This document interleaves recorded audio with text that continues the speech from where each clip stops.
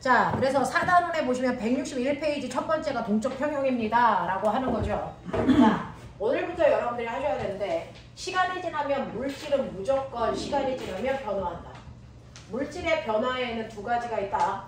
물질의 성질은 그대로 유지되면서 상태만 바뀌어요. 무슨 변화? 아이씨. 성질은 변하지 않으면서 상태만 바뀝니다. 무슨 변화입니까? 물리 변화입니다. 그래서 고체가 액체되고 액체가 기체되는 변화를 물리 변화라고 하는 거고요. 거꾸로 성질이 변합니다. 성질이 변하는 걸 우리는 무슨 변화라고 한다? 화학 변화라고 한다. 그래서 자, 이렇게 지구상에 있는 물질은 물리 변화를 하든 화학 변화를 하든 상관없는데 이러한 변화에 성립되는 규칙이라든가 여기서 나타나는 법칙들이 있다는 얘기죠. 그 중에서 여러분들이 보셔야 되는 이러한 변화가 일어나는 원인이 뭐냐면 평형을 유지하기 위해서다라고 하는 거죠. 물리에서는 힘을 관련한 힘의 평형을 얘기하지만 그래서 화학에서는 동적 평형을 얘기합니다.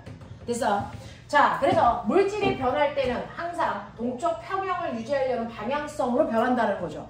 자, 그 중에서 예를 들어서 두 개의 물방울이 있는데 얘가 두 개의 수소기체와 하나의 산소기체로 분해된다고 치자. 그러면 항상 우리가 화살표를 기준으로 왼쪽은 반응물질이고 오른쪽은 생성물질이죠. 이렇게 반응물질이 생성물질로 변하는 걸 우리가 무슨 반응이라고 한다? 이걸 정반응이라고 한다. 그래서 그러면 거꾸로 이렇게 반응물질이 생성물질을 만들다 보면 공간에 오히려 반응물질에 비해서 생성물질의 양이 많아지잖아. 그럼 어떤 일이 발생해? 생성물질들끼리 충돌을 해. 충돌을 하는데 반응이 일어나는 방향으로 충돌하는 걸 유효충돌이라고 합니다. 그래서 충돌을 한다고 해서 다 반응하는 게 아니고 반응할 수 있는 방향으로 충돌하는 걸 유효충돌이라고 하는데 생성물질의 양이 많아지면 얘네들끼리 유효충돌을 해서 거꾸로 수소와 산소가 결합해서 물이 될 수도 있습니다. 그래서 이렇게 생성물질들이 반응을 해서 반응물질을 만드는 반응을 우리는 역반응이라고 합니다.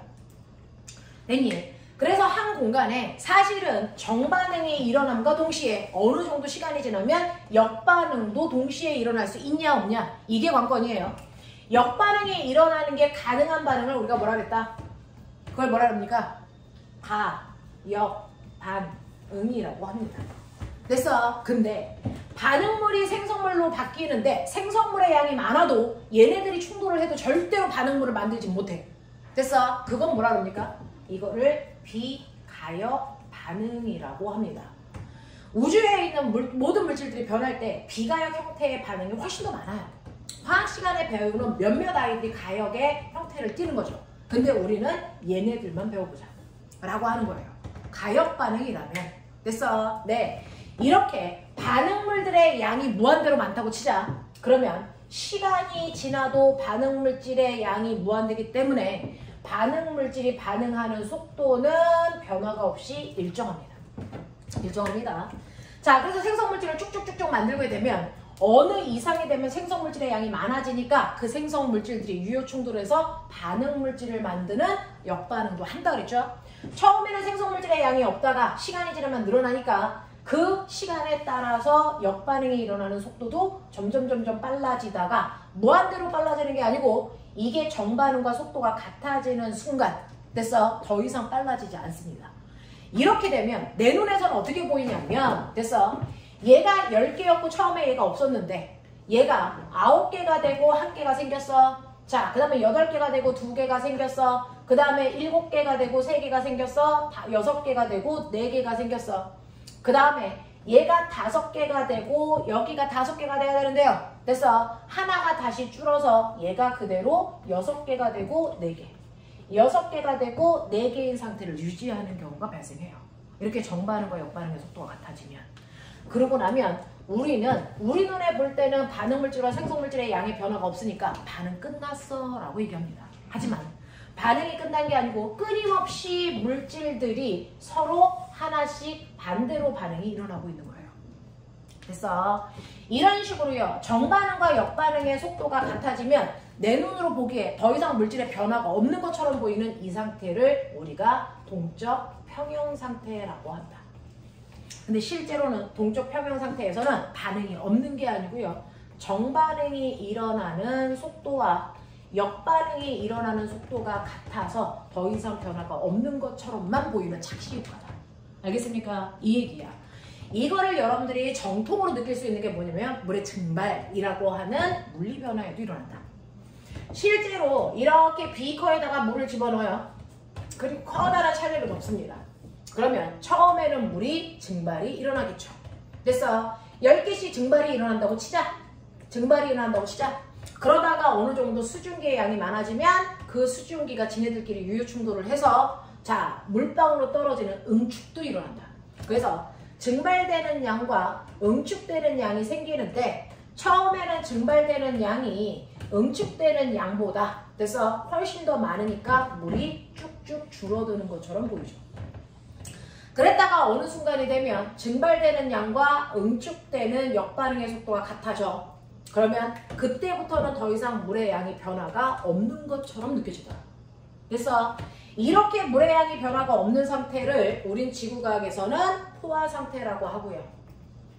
이걸 화학에서는 동적 평형이 일어났다 이렇게 표현합니다. 그래서 네, 이러한 동적 평형 중에서 물질의 상태 변화에 따른 동적 평형을 우리는 뭐라 그런다? 그거를 어디다 쓰면 됩니까? 동적 평형 중에서 상태 변화가 일어난 동적 평형을 우리가 상평형이라고 얘기한다. 그래서 그런가 하면 이렇게 화학 반응을 통해서 동적 평형을 일어나는 걸 우리는 이거를 화학 평형이라고 하더라. 또 뭐가 있냐면 이렇게 비커에다가 물을 집어넣고 여기다 소금 덩어리를 넣어요. 그러면 시간이 지나면 소금이 녹아 들어가다가 어느 이상이 되면 더 이상 녹지 않습니다. 이건 잘못된 표현이죠. 끊임없이 녹아 들어가요. 근데 녹음만큼 석출도 동시에 일어나요.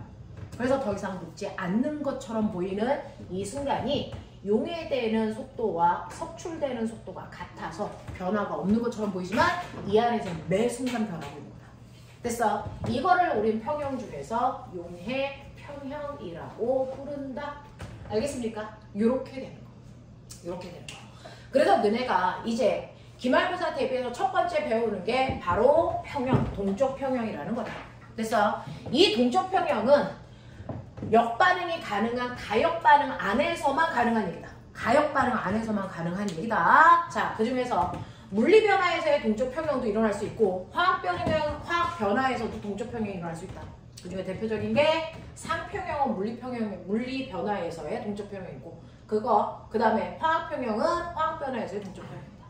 알겠습니까? 이렇게 됩니다. 자, 그래서 보시면 정반응 속도와 역반응의 속도가 같아져서 변화가 없는 것처럼 보이지만 매 순간 변화는 일어나고 있다는 얘기예요. 되겠죠? 어렵지 않죠? 자, 그래서 가지고 있는 것 중에서 학교에서 나오는 대표적인 예가 163페이지 보세요. 평형이 일어나는 걸 눈으로 확인할 수 있어야 되겠죠. 그래서 눈으로 확인할 수 있어야 되니까 163페이지에 보시면 맨 밑에 그림 보세요. 맨 밑에 그림 보시면 색깔 변화가 가장 확연히 눈에 띕니다. 그 색깔 변화를 가지고 있는 대표적인 게 이산화질소의 변화입니다. 됐어? 자, 이산화질소라는 것과 그게 시간이 지나면 사산화이질소로 바뀝니다. 됐어?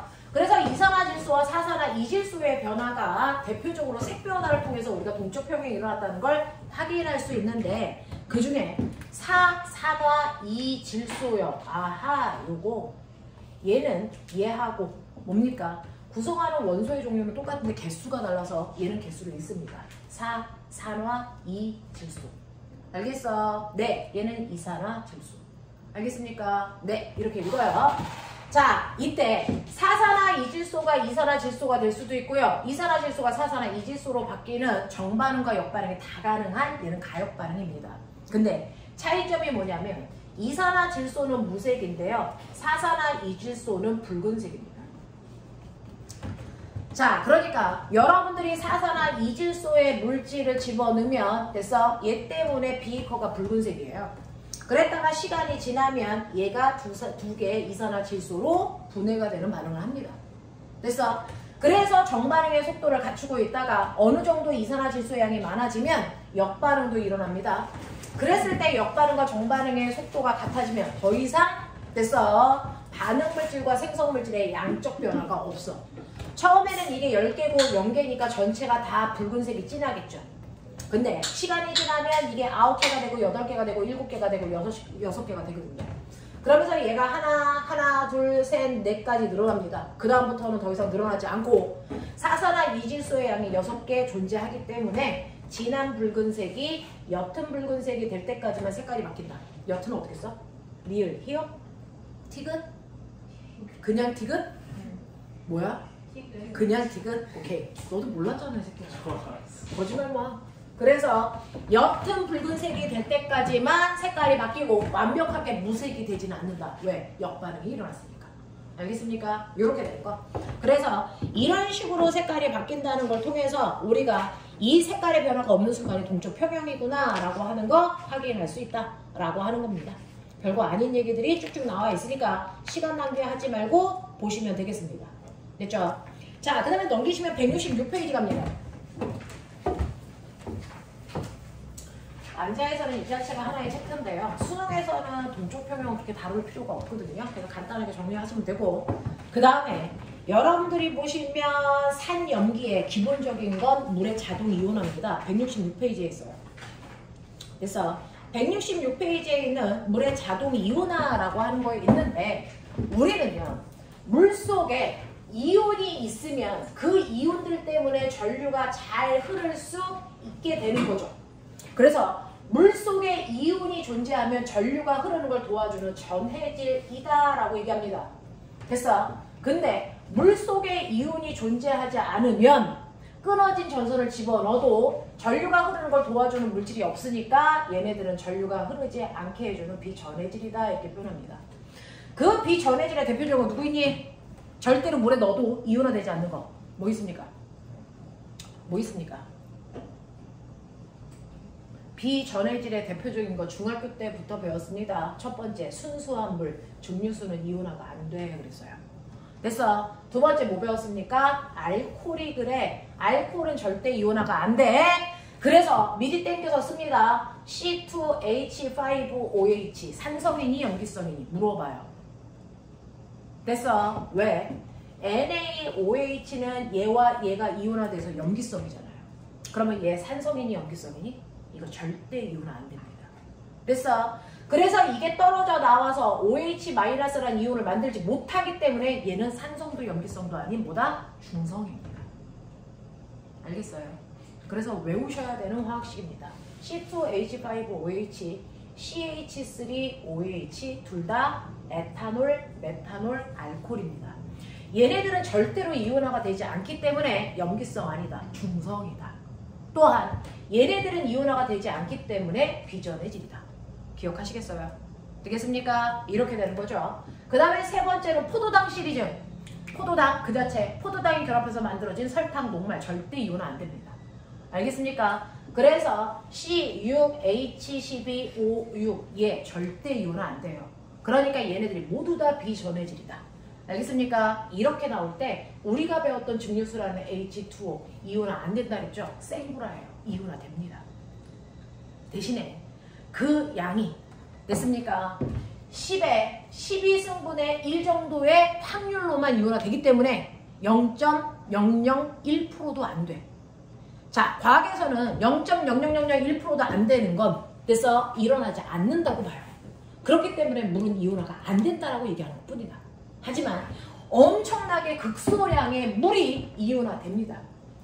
10에 12승분의 1에 그래서 확률로 이온화가 돼요. 또는 14승분의 1에 확률로 이온화가 돼요. 또는 10에 20승분의 1에 확률로 이온화가 됩니다. 뭐에 따라 달라져요? 온도에 따라 달라져요. 물은 온도가 높을수록 돼서 이온화될 확률이 커집니다. 이온화될 확률이 커집니다. 물은 온도가 높을수록 이온화될 확률이 커집니다. 그러면 우리가 보는 실험실의 온도는 25도거든요. 25도라는 전제 조건 하에서는 물은 몇 개 중에 하나가 이온화됩니까? 10의 14승 중에 하나가 이온화되는 경향성이죠. 그러니까 정말 눈곱의 크기도 안 되는 거죠. 그러니까 우리는 물은 이온화가 안 된다고 보는데 정밀하게 보면 이온화가 극소량된다. 됐어? 그 극소량되는 물에 이온화되는 과정을 보여드린 게 물의 자동 이온화입니다. 됐어? 극소량이지만 되기는 되잖아. 됐어? 네. 그래서 그 극소량의 물이 이온화되는 걸 물의 자동 이온화라고 해요. 그 자동으로 이온화되는데 그 정도를 결정하는 건 온도의 양이다. 온도가 높을수록 이온화되는 양이 증가하는 건 맞다. 알겠습니까? 그 중에서 25도라고 하는 온도에서 그래서 이온화되는 양을 여러분들이 머릿속에 집어넣으세요. 10의 14승분의 1만큼의 물의 양이 이온화되긴 합니다. 그래서 두 개의 물덩어리가 있어요 라고 하면 두 개의 물덩어리가 있어요. 이걸 뜯어서 쓰면 물과 물이 있는 거죠. 됐어? 그 중에서 하나의 물이 수소이온을 다른 물한테 줍니다. 됐어? 다른 물한테 수소이온을 줍니다. 그럼 우리는 배웠으니까 알죠? 수소이온을 주는 아이를 우린 뭐라 그런다? 뭐라 그러니? 그걸 뭐라 합니까? 주기의 역할을 하는 애를 뭐라 합니까? 산. 됐어? 수소이온을 받는 애를 뭐라 합니까? 염기. 이 역할을 해요. 물과 물 사이에. 됐어?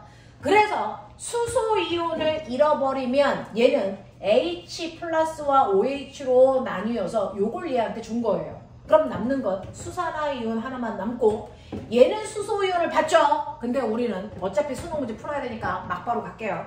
물의 분자 구조식 알죠? 자, 산소에 비공유 전자쌍 2개 있고요. 그 다음에 공유 전자쌍이 2개 만들어지게 물방울이에요. 근데 옆에서 수소 양이온이라는 거 실제로 까요. 수소 양이온은 뭡니까? 양성자만 있는 거고 전자는 하나도 없는 상태잖아요. 전자 다 잃었습니다. 이 아이 양성자 하나는 절대로 혼자 떠다닐 수 없어요. 그래서 어떻습니까? 옆에 있는 물질에 비공유 전자쌍을 공유해서 결합하려는 경향성을 갖습니다. 그래서 우리가 그동안 썼던 수소 양이온이란 이건 생구랍니다. 이런 물질은 존재하지 않습니다. 됐어? 그래서 수소 양이온은 비공유 전자쌍이 있는 아이와 비공유 전자쌍을 공유하면서 결합하는 공유 결합과는 약간 이상한 결합을 하죠. 공유 결합은 자기 전자 하나, 남의 전자 하나를 1대1로 공유하면서 결합하는 건데 수소 양이온은 자기 전자 없이 상대방의 비공유 전자쌍을 공유하면서 결합하죠. 그래서 이건 공유 결합이 아니고 무슨 결합이라고 했다? 배위 결합이라고 했다. 됐어? 그래서 그 배위 결합을 통해서 H3O 플러스라고 하는 그동안 우리가 수소 양이온이라고 잘못 썼던 아이가 원래는 이 형태다. 알겠어? 우리가 그동안 썼던 수소 양이온이라는 건 사실은 H3O 플러스를 잘못 써놓은 형태다. 그러니까 이젠 이렇게 써야 된다. 그러니까 얘는 수소 양이온이라고 읽으면 안 되고 이거 뭐라 그런다? 하이드로면산 이온이라고 한다. 되겠습니까? 이렇게 됩니다. 자, 그래서 물 사이에서 두 물방울 사이에서 수소이온의 이동이 일어납니다. 그래서 하이드로면산 이온과 수산화이온으로 이온화가 되죠.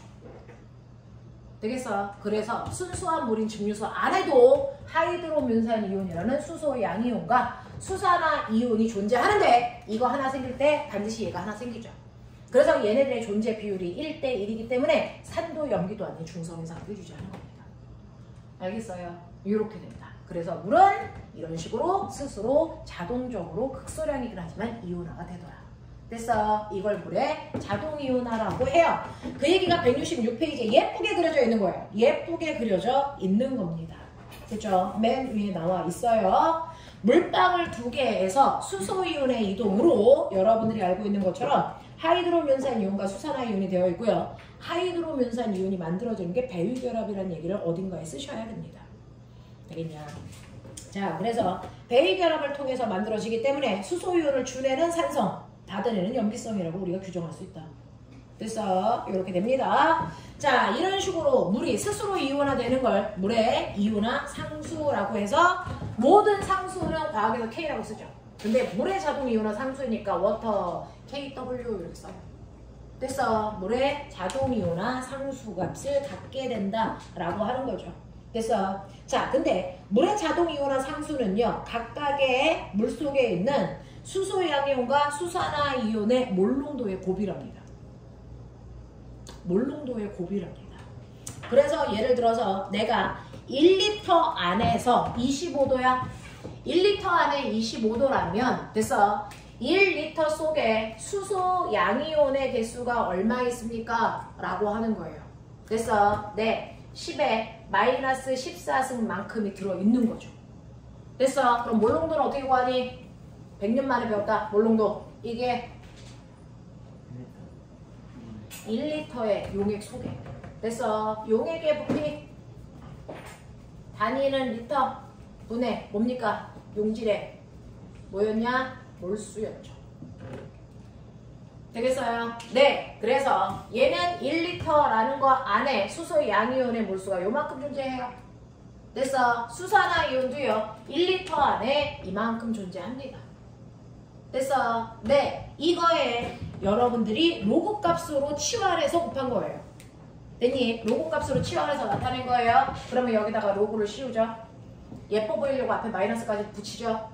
그러면 이건 뭡니까? 어차피 몰롱도가 10에 마이너스 14승인데 앞에다가 마이너스 로그 치환을 해요. 그럼 얼마 나오니? 이거 14. 됐어. 수소이온의 개수가 네, 14고요. 그 다음에 수산화이온의 로그 값도 얼마가 나오니? 얼마가 나와요? 14가 나오죠. 근데 이거를 뭐 하는 거예요? 곱하는 값이요. 됐어. 네, 이런 식으로 표현할 수가 있더라라고 얘기하는 거예요. 그래서 보시면 여러분들이 보시는 것처럼 수소 양이온과 수산화이온의 일정한 값을 나타낸 것이고 이걸 물의 이온화 상수값으로 표현한 것이다 라고 하는 거. 되겠어요? 계산해 보시면 되겠죠? 그래서 여러분들이 보시는 것처럼 여기서는 그냥 로그값 계산하기 전값으로 보여드렸으니까 수소 양이온의 몰롱도에다가 수산화 음이온의 몰롱도 값을 계산한 값이야, 곱한 값이야 이렇게 표현했어요. 이게 이온화 상수입니다 라고 하는 거. 되겠냐? 네. 그리고 여기다가 로그 값을 치환하면 그게 pH 값이야 라고 하는 거예요. 알겠어요? 이렇게 된다 라고 하는 거 기억해 두면 되죠? 그럼 꼬맹아, pH가 3이야. 이거 무슨 말이야? pH가 3이야. 이거는 수소 양이온의 됐어 값이요. 마이너스 로그의 몰롱도 한 값이 됐어. 네, 3이 나왔다는 거야. 쉽게 얘기하면 됐어. 이건 뭐야? 10의 마이너스 3승을 이렇게 쓴 거예요. 10의 마이너스 3승의 몰롱도값. 알겠어? 요거 얘기한 거야. 자, 그러면 pH6은요. 이거는 10의 마이너스 6승이죠. 그러면 어느 쪽이 수소 양이온의 개수가 훨씬 더 많아요? 네, 3이 훨씬 더 많죠? 그래서 pH 값이 작을수록 그래서 수소이온이 많으니까 강산이다 이렇게 얘기하는 거예요. 되겠냐?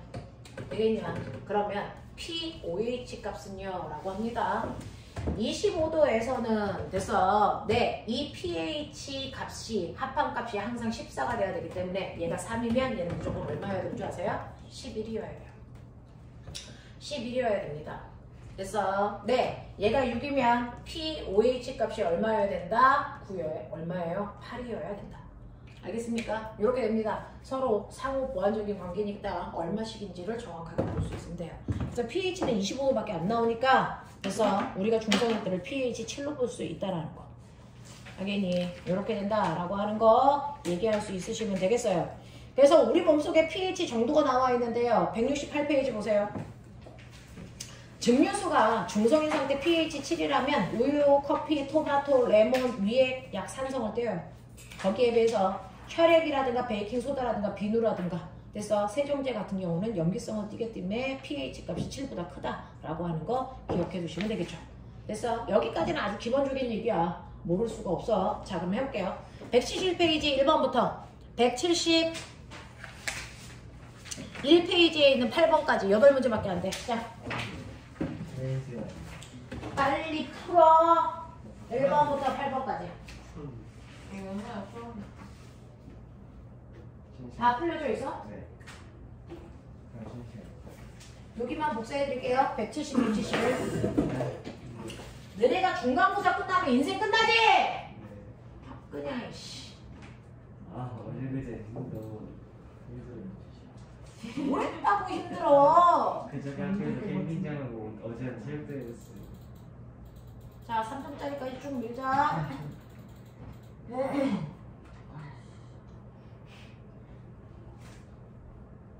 106부터 복사해드릴게요. 어차피 3번, 4번 풀어야 되는 거야. 내가 지금 풀어. 앞으로는 쉬는 시간이에요. 다 풀고 쉬는 시간 줄게요.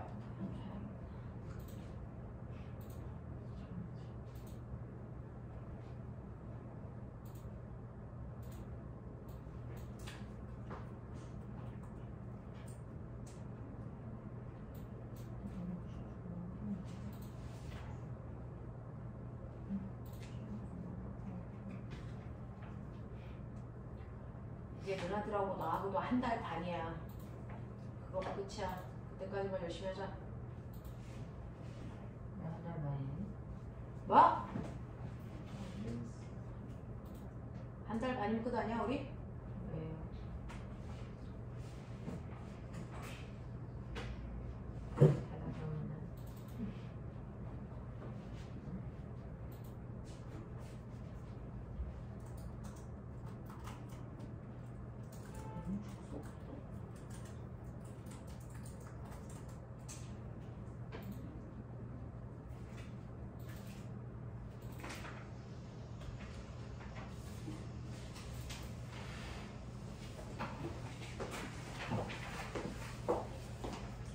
그리고 수능 과목 결정했지 이제.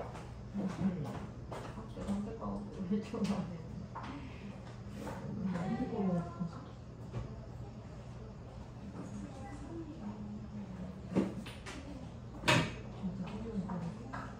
혹시 내가 프린터를 다른 쪽에 보냈나?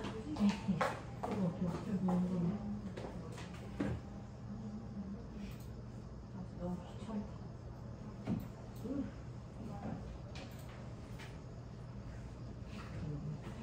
이게 막 나는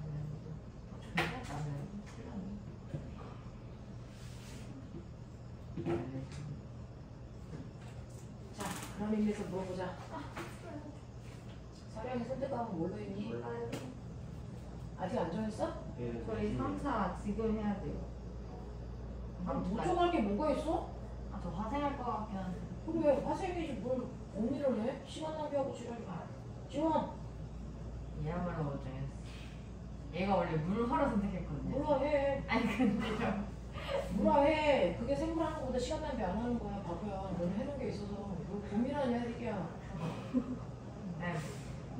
또 하나. 뭐라 해? 내일 내신이야 선생님. 준호! 물지, 물안지요. 물지. 김희. 뭐해? 모르겠어. 지구. 넌 물지에 건축 쪽이잖아. 네, 저도 건축이에요. 이런 병신들이 고민할 거 고민해야지. 씨. 아, 왜 물어보는 차가워. 그냥 확인하는 거잖아. 친절하게. 하지? 모르겠어. 야. 어느 정도 물리 된 애들은 수능 물리 봐. 그게 차라리 편해 이 새끼들아. 생명이나 지구과학 저 하는 물리 안 거. 생명이가 편한데? 해봐. 나 유전이 안 돼. 해봤어요. 야, 나 유전이 안 돼.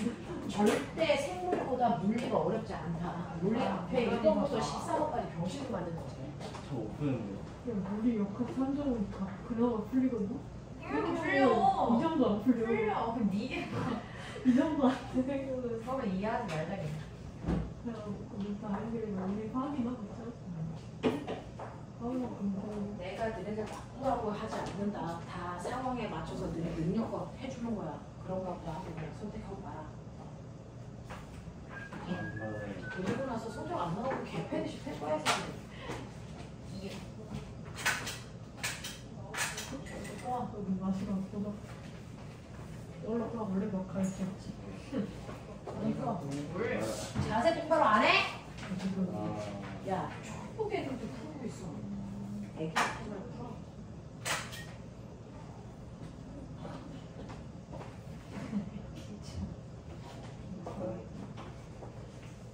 야, 친절하지 않냐? 고민할 필요 없이 해주잖아. 깔끔하게. 왜 물어보는 그냥 확인하겠다는 거지.